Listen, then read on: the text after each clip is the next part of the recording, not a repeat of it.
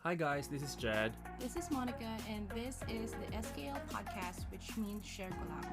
This podcast, we talk about life, adulthood, parenting, careers, and so much more. We add new episodes on Fridays. I have a question. How many friends do you have na 30 years old ka na?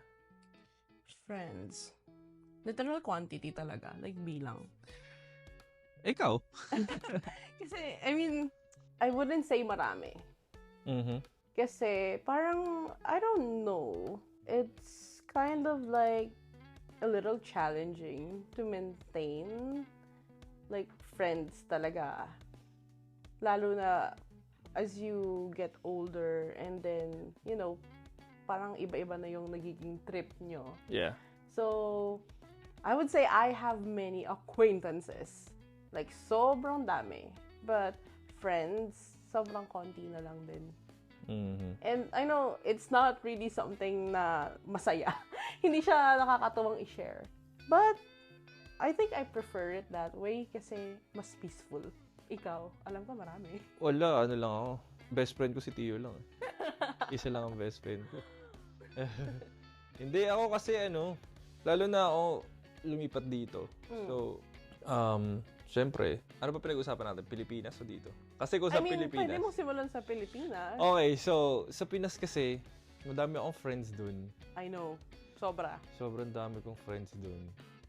Life of the party cake. To the point nga na minsan, yung college friends ko, kilala na din ng nadadala ko sa friends ko sa subdivision namin. Yung mga tipong ganun, so... Yeah. Nagkakilala. Ikaw yung mutual. Oo, so... Ikaw yung nagiging bridge. Minsan nga, umaalis sila, tapos wala na ako. Yung mga tipong ganun. Yung sila yung magkakasama. Mm-hmm. So, sa kasi, nakip ko pa rin naman yung friends. May GC pa rin. Actually, ang dali lang kasi sa ngayon, sa Messenger kasi may group chat eh. Yeah, madali. So, talagang makakapag pa rin kayo eh. Like kung like happenings, updates, buhay-buhay. So, I have GC pa rin sa high school. Mm-hmm. That's really nice. I have sa college. Tapos meron sa sa FE yun. Tapos sa CCA meron pa din. And sa sa subdivision sa place namin. So imagine mo ilang set yun. Kaya babad sa phone yung notification dito. Yeah. Ilang set yun. Pero I'm gonna say iba pa rin syempre kunyari nung high school. Iba yung trip nyo eh. Mm-hmm. So, nung pag-graduate ka na, parang, na lang, once a year. Mm-hmm. Ganun na lang yung, yun eh. I mean, friends mo pa rin sila, pero hindi na yung tipong, yung super close na kayo na, mag-iiba na rin kasi. Yeah. Yung dynamics, pagka tuumano na di ba? Yeah. Pag lumaki na eh. Tapos, sa college, kasi, lalo na sa college, mas maano yan eh, mas naging okay kasi pag galing kayo sa high school, mahihigpit pa yan eh. Parang after school, yun na, uwi na kayo. Tapos, the next day.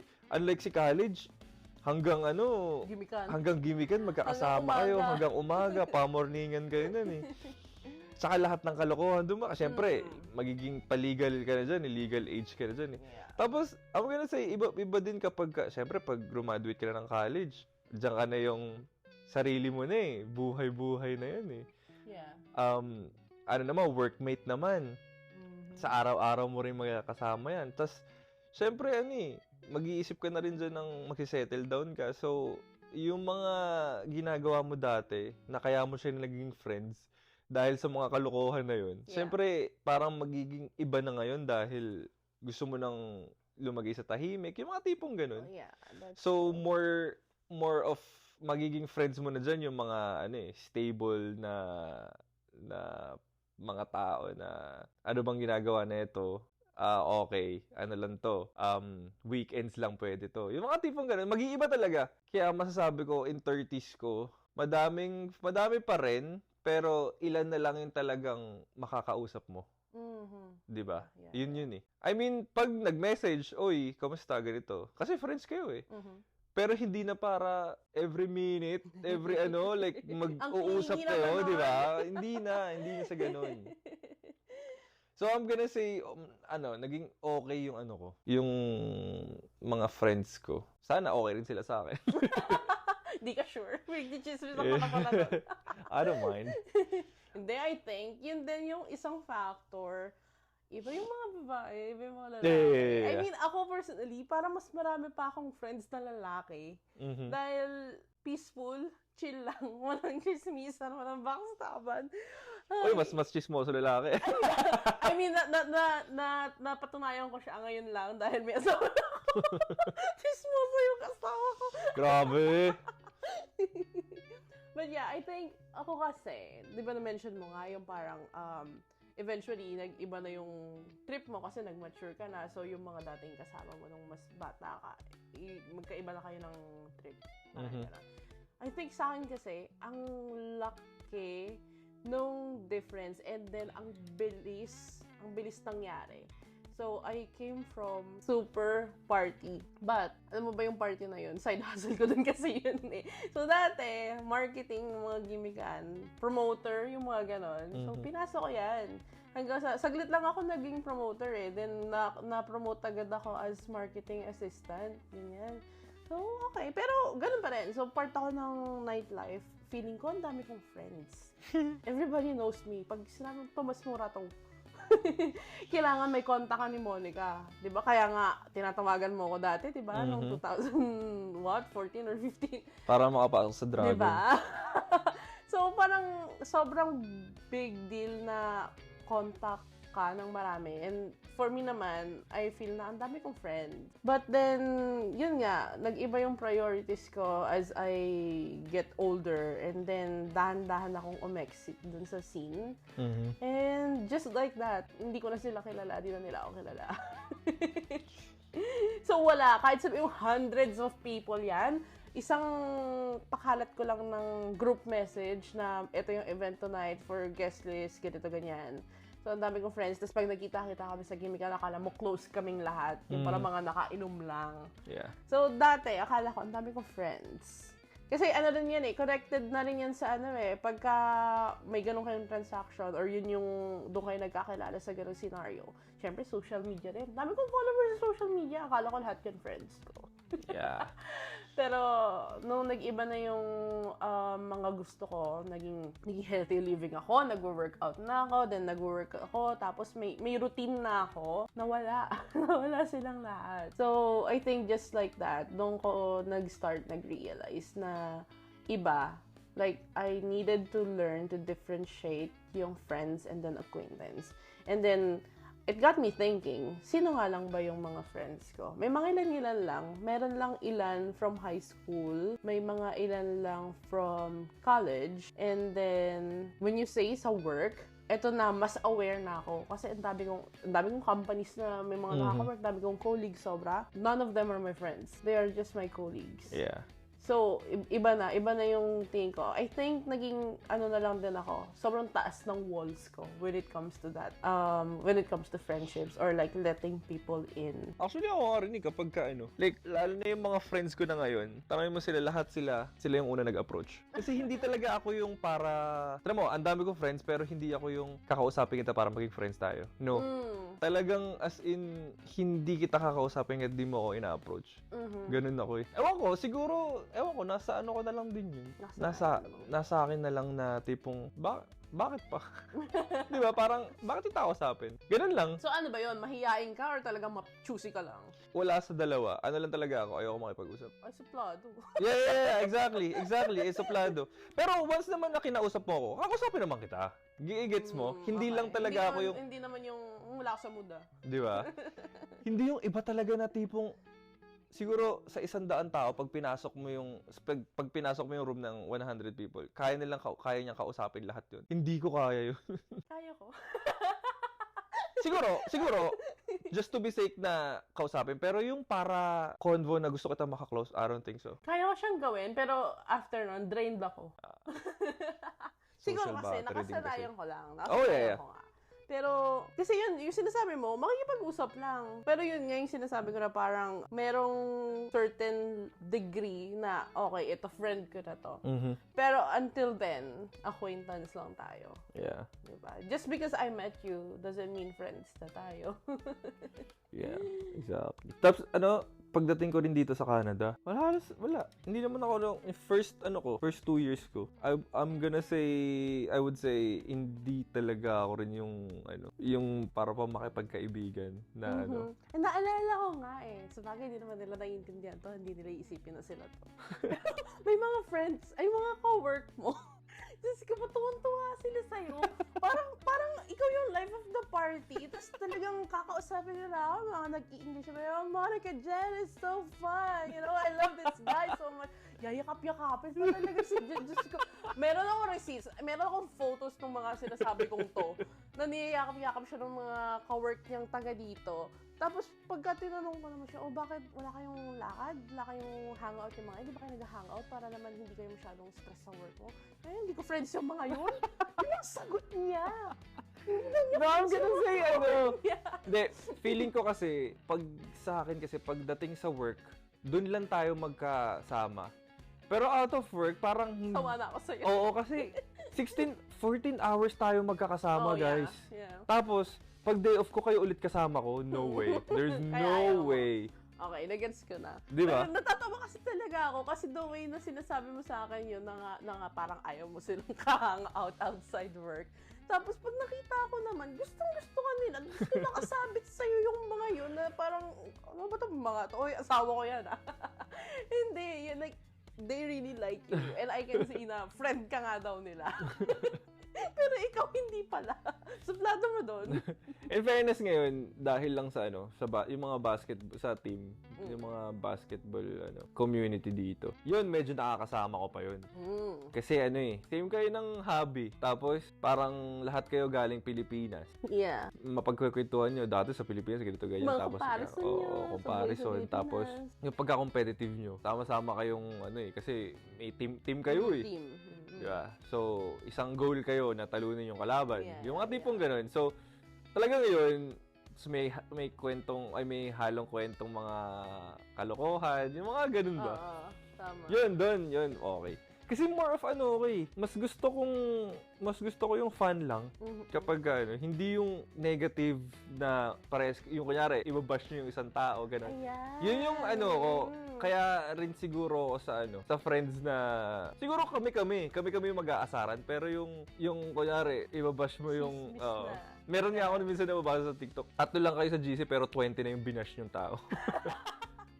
Grabe, ayan din, sobrang laking factor niyan. So, sa iyo nga, medyo aware ka dyan, lalaki ka So, what more sa akin, mga babae? Meron akong few na tao na, hindi lang isa or dalawa, like, marami-rami sila na parang na-off ako kasi wala na lang ginawa kundi mag-send sa akin ng link to a post or picture or screenshot ng ibang tao na gusto nilang i-bash or pag-chismisan. Parang sa akin, wala na akong pakialam dyan sa taong yan.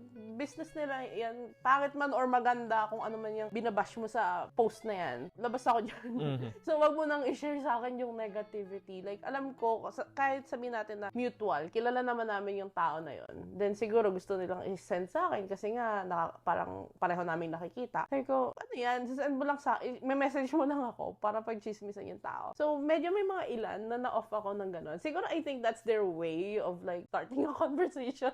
Napakapangit, no? Name, blip mo na lang. Then, ikwak mo na lang. Wag ba? Baka makikinig. Si kwak. Hindi, pero yun nga, medyo na-off ako sa mga taong bigla-bigla na lang nagsisend ng mga chismis about other people. So, pag na-notice ko na yung isang tao, even if that person was like supposed to be my friend, tapos bigla akong manonotice na wala ka na lang ginawa kundi mag-start ng chismis about something, about someone na hindi nila alam na nag-i-exist tong chat natin. Parang na-off ako, then ako kasi pag na-off ako sa tao, parang mararamdaman mo, sobrang distant ko na, hindi na ako nagme-message. So, sobrang active ko sa social media, sa tingin mo, wala akong time mag-message. Meron akong time mag-message, marami. Pero, nasa akin na lang yun, kung gusto pa ba ng i-message. Feeling ko kasi lalo na yung pag friend mo is ka-age mo, like, grow up, dude. Yes, exactly. Di ba? Yun na Parang, rin, yun parang din. siguro, sige, pagbigyan kita mga like 10 years ago. Di ba? Iba kasi dati, pwede pa. Pwede ba? Oo. Pero ngayon, like, pabayaan mo na, buhay na nila yan eh. Lalo na kung negative lang. I mean, kung ang sasabihin mo is, uy, si ganito, na-promote. Eh di good news, ang saya. Maganda yung news mo, okay. Pero kung puro pangit yung i-chismis mo, wag na lang pala. And also, like, I think, sige, sabihin natin once, binanggit mo. Pero para, like, paulit-ulit, like, Ito pa. So, kunwari, this person, oh my God, nagiging specific na yung yung kwento ko. So, kunwari, the person sent me, kunyari si Blip. nag-send ng ano sa akin, link. Tapos alam mo yung tinawanan ko lang, yung laughing, crying. Pero hindi na ako nag-message. The reason why is ayoko nang i-tolerate yung discussion or yung chismisan. Kinabukasan may isa-send sa akin na bago. Tatawanan ko lang ulit yun. Or minsan nga isi-seen ko na lang eh. Pero isa-send pa rin ulit. So, ano bang gusto mo? Like, you're waiting to get something out of me na may masabi ako, and then ayoko kasi ng ganun eh. Tapos, baka mamaya, magkaka-screenshot pa tayo Yeah. dyan. May tanong ako sa'yo. How to end a conversation na hindi, na friends mo na hindi close? Na hindi awkward? Na hindi awkward. Wait, paano ko nga ba ginagawa? Marami kasi kung ganyan, pero paano ko nga ba ginagawa? Ang hirap nga rin. I mean, mahilig akong may emoji kasi talaga. Yeah, sabihin ko pa lang eh. Mahilig talaga akong mag-like or tawa or whatever. So, Buti nga ngayon, meron na sa mga chat yung react yung pag hinold mo yung yung nga. smile, yung ako, ganun ako mag-end. Pero awkward pa rin kasi. Parang awkward. Di ba? No? Sabagay. Lalo na pag hindi kayo close. Pero pag close kayo, minsan nga sinisin ko lang eh. Gets na nila yun eh. Oo, actually. Yung mga mas close mo pa, sila yung nakakaintindi ng Oo. na walang mali siya. Yeah. Kasi alam nila busy ka eh, or may ibang bagay. Or like, well, ako kasi, sobrang gamit ko yung mommy card. Sorry, I forgot to reply. Mommy duties. Pero ngayon, dito, yung mga friends mo, bago lang kasi, di ba? Would you say, close na kayo? Wala kasi akong friends dito. Hindi. Ano kasi, meron akong friend dito na friend ko sila sa Pinas. So yun, matik talaga. Matik kapag nagsama-sama kami. Alam mo yung, ayun yung definition na kahit hindi kayo araw-araw mag-text. Pero kapag may nag-ayang isa, tas lahat pumunta, yun, masarap kwentuhan nun pag ganun, for sure. Tapos, meron din naman na message kayo, meron ganun may GC kayong, ang dami yung message namin ng plano, pero hindi matuloy-tuloy. Kasi yung iba, ayaw. Yung iba, ang daming dahilan. Yeah. Pag ganun, alam mo nang, ayoko pa, hindi pa ako ready makipagkwentuhan sa'yo. Ganun yun eh. Ayun na, yung sa akin, nafe-feel ko ganun. Pero meron namang GC na, kahit talaga hindi kayo mag-usap, pero pag nag-ayaan, go kasi parang miss nyo yung isa't isa. May ganun, di ba? Yes, na mismo. Sabi ko kasi pag umuwi ako ng Pilipinas talagang may isang araw na dapat kompleto. I mean, ang hirap kasi yung iba wala naman talaga sa Pilipinas. Pagdating sa'yo, drop everything yung mga yan. Tignan mo na umuwi ka, kompleto. Sana, hanggang ngayon. Pero kasi syempre, kanya-kanyang buhay na eh. Tsaka yun yung meron akong set of friends pala dati na kasi ako na busy. Kasi syempre, hindi naman lahat na 'di ba, after graduation ng high school. Syempre natin, college na to, so kanya-kanya na. Yung iba naman din kasi syempre, hindi afford ang tuition sa college, so mag-stop muna, alam mo yun? Yeah. So may GC. So, ako syempre, busy din. Yung iba, busy. Tapos parang, yung sila kasi madaming time, so magkikita-kita sila. Tapos ako wala kasi busy. Tapos, saka kanila pag-uusapan. Yung tipong gano'n, na tipong, wala na yan, ganito, ganyan, iba na yung tropa, ganito, ganyan. Yeah. May ganun din ba sa lalaki? Oo, may ganun sa lalaki. Tapos, natawa ako kasi, nung after nun, parang naging distant din ako. Tapos, nagkasama-sama ulit. Tapos yun, inopen naman nila na, hindi kasi yung panahon na yun, wala kaming ginagawa. Ikaw, busy ka pala. Tapos, ilang taon pa lang kami nun. Tapos yung nag-college na sila, nag-gets na nila. Yung nag-aaral sila, tipong, tamo, may set of friends din sila sa college. Nung nakikita ko, nagpo-post sila. Yung tipong gano'n. Yeah. Tapos, dati pag nag-aya naman ako, tapos sila yung wala, sabi ko, gets ko na, di ba? Yung tipong gano'n lang. Yeah. I think it depends sa parang level ng closeness nyo bago mo ma-consider na friend. Sa akin Kasi kagaya dito, when we moved here, in fairness, ang dami ko naman agad nakilala. Like, even nung nasa Niagara pa tayo, and then nung nag-move tayo dito sa Toronto, dahil nga sa plant community, Diyos ko, lahat ng buyers ko, pag magpipick up ng halaman sa akin, siguro mahina yung 5 minutes to 10 minutes na nagchichismisan kami. Hanggang sa magiging regular mo, tas I think, pwede mo nang i-consider na friend pagka ganun kasi sobrang weekly na kayong nagkikita. Literal weekly silang nandyan sa labas ng bahay natin. At nagchichismisan lang kami tungkol sa plants. Pero, for me, sa akin kasi, kung parang hindi pa kita pinapayagan na like inside sa buhay ko. It depends bago pa kita ma-consider as friend talaga. So, yung mga nakikilala ko, feeling ko, we just know each other and only yung mga things lang na yung okay lang tayong i-share. So, friends dito nga parang mabibilang mo lang sa 10 daliri mo yung friends ko dito. Tapos, yung mga older friends ko naman, ewan ko kung friends ko pa sila. It depends din. Pero meron akong, like, I can think of at least like 2 people. Isa nasa, Pilipinas, and then yung isa nasa Japan, na anytime, pagka nag-usap kami, kahit na ma-miss namin ang mga birthdays ng isa't isa, hindi namin batiin yung isa't isa ng Pasko or whatever. Pero yung mga random na start ng conversation namin, pag nag-comment kami sa stories or whatever, it's normal. It's okay. Yeah. And like, we're all good. So, meron akong 2 friends na ganon. And parang feeling ko hanggang pagtanda namin, ganyan na kami. Pa-comment-comment lang and pakamukamusta lang whenever. Yeah.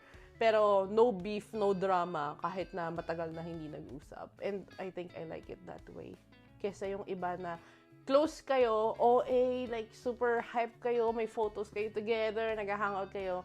And then in just one snap, na busy kayo, wala kayong communication.